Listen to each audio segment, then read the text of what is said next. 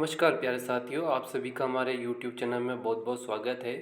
तो पिछली कक्षा में हमने बात की थी कि रासायनिक अभिक्रिया का निर्धारण कैसे किया जाता है, रासायनिक समीकरण क्या होती है, जिसके अंतर्गत हमने शब्द समीकरण और सूत्र समीकरण के बारे में जाना था। और एक टॉपिक आया था वहाँ पर कि कंकालीय समीकरण या ढांचा समीकरण क्या होती है।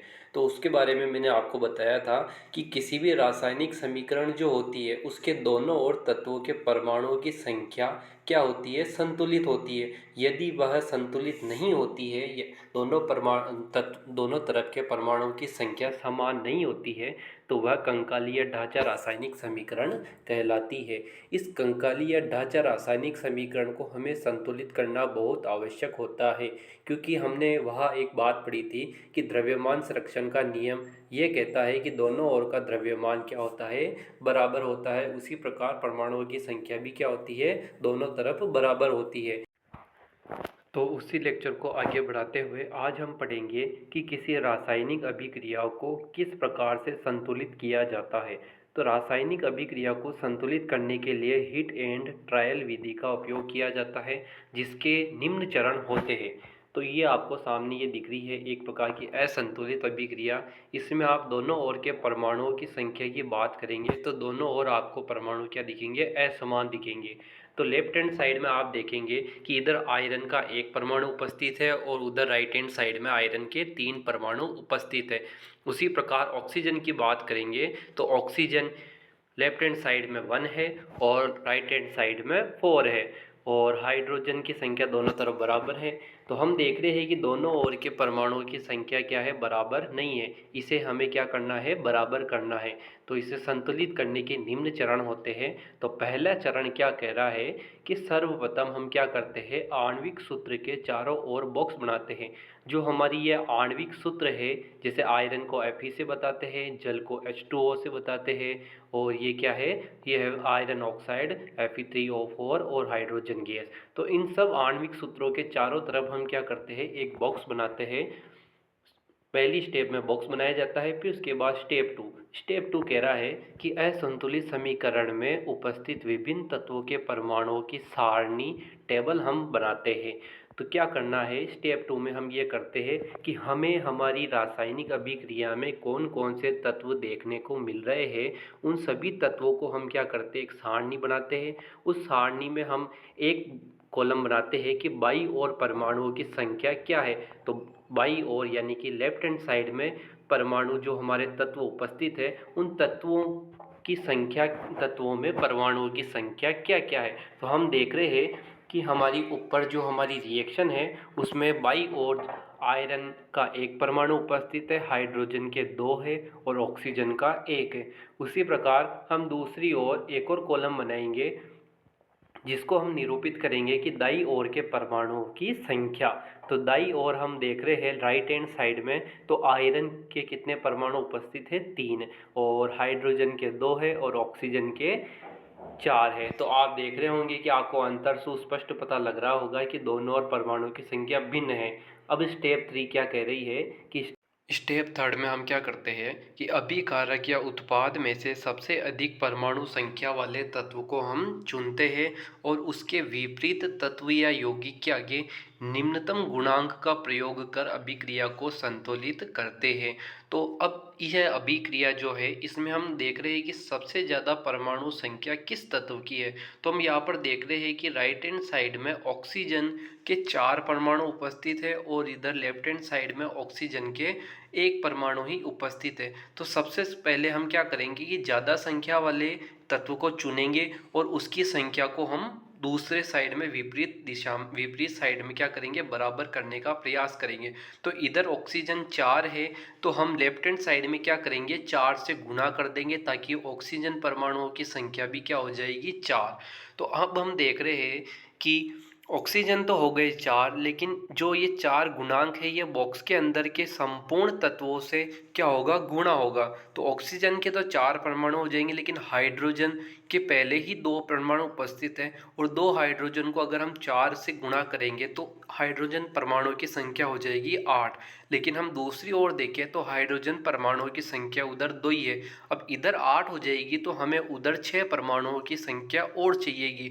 तो अब स्टेप 4 में हम क्या करेंगे कि अधिक परमाणु संख्या वाले तत्व यौगिक को संतुलित करने के बाद जो बचे हुए तत्व या यौगिक होते हैं हम उनको भी क्या करते हैं, इसी प्रकार संतुलित करते हैं। तो हमने ऑक्सीजन की संख्याओं को बराबर कर दिया है। तो अब क्या करेंगे, हम देख रहे हैं कि हाइड्रोजन के इधर लेफ्ट हैंड साइड में 8 परमाणु उपस्थित है, इधर हमारे 2 ही है। तो अगर हम इधर भी अगर 4 से गुणा कर दे तो 4 दूनी 8 यानी कि 8 हाइड्रोजन के परमाणु हो जाएंगे। तो अब हम देख रहे हैं कि हमारी अभिक्रिया में हमने ऑक्सीजन के परमाणुओं की संख्या को दोनों ओर बराबर कर लिया, उसी तरह हमने हाइड्रोजन की संख्या को भी दोनों ओर बराबर कर लिया। अब हम देख रहे हैं कि हमारे दोनों तरफ आयरन की संख्या में क्या है, अंतर है।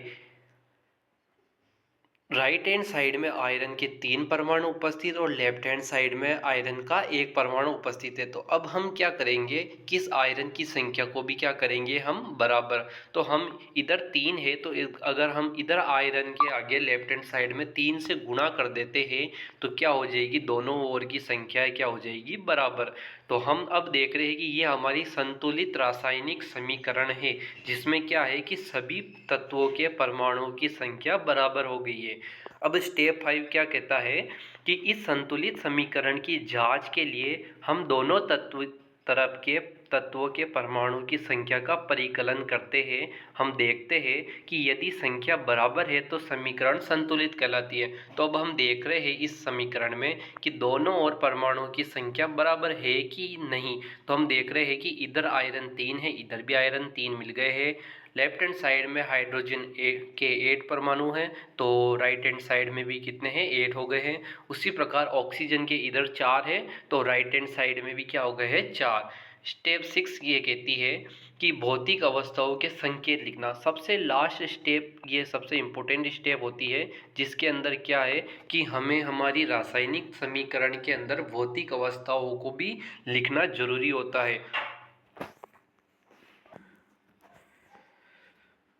इस संतुलित रासायनिक समीकरण को और अधिक सूचनापूर्ण बनाने के लिए अभिकारकों और उत्पादों के रासायनिक सूत्र के साथ साथ उनकी भौतिक अवस्थाओं जैसे गैस, द्रव, जलीय अवस्था और ठोस अवस्था को क्रमशः G, L, AQ तथा S से प्रदर्शित किया जाता है।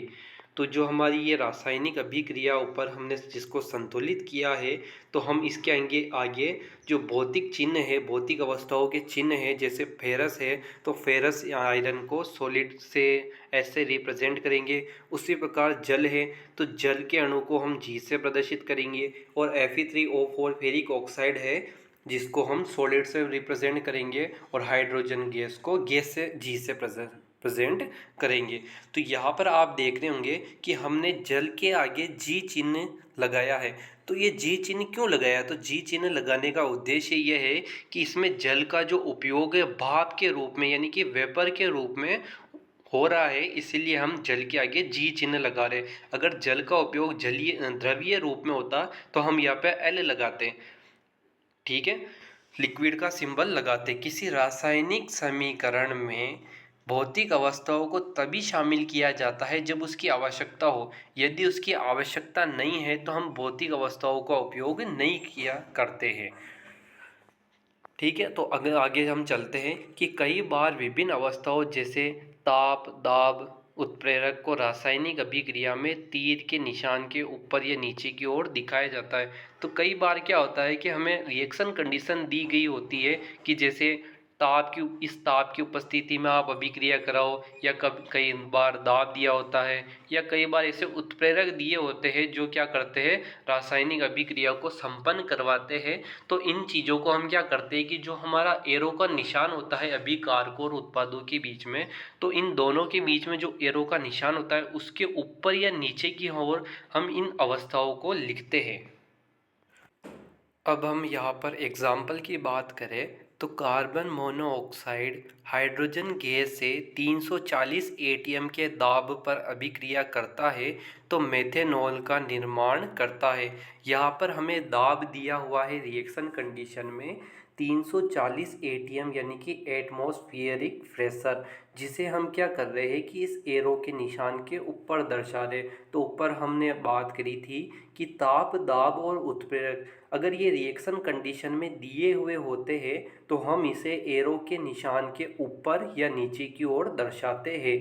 उसी प्रकार दूसरी अभिक्रिया है कि कार्बन डाइऑक्साइड जब जल के साथ में सूर्य के प्रकाश और क्लोरोफिल की उपस्थिति में अभिक्रिया करता है तो ग्लूकोज और ऑक्सीजन और जल का निर्माण करता है। तो यहाँ पर हम देख रहे हैं कि इस रिएक्शन कंडीशन में हम सूर्य के प्रकाश यानी कि सनलाइट का हम यूज कर रहे हैं और क्लोरोफिल का यूज कर रहे हैं। तो इसे हम एरो के निशान के ऊपर और नीचे की ओर दर्शा रहे हैं।